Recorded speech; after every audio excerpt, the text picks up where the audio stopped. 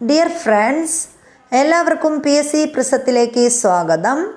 ഇന്ന് നമ്മൾ 1861 ജനിച്ച സ്വാതന്ത്ര്യ സമര സേനാനികളെക്കുറിച്ചാണ് പഠിക്കാൻ പോകുന്നത്.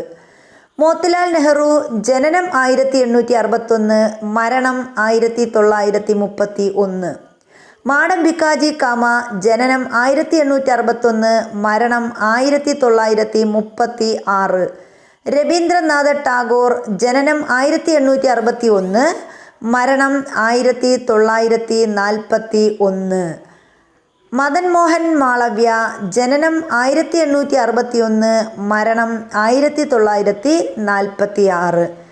മോത്തിലാൽ നെഹ്റുവും രവീന്ദ്രനാഥ ടാഗോറും ഒരു ദിവസത്തിൻ്റെ വ്യത്യാസത്തിലാണ് ജനിക്കുന്നത്. മെയ് 6, 7 ദിവസങ്ങളിൽ. വീഡിയോ ഇഷ്ടപ്പെട്ടാൽ ലൈക്ക് ചെയ്യുക, ഷെയർ ചെയ്യുക, സബ്സ്ക്രൈബ് ചെയ്യുക. താങ്ക്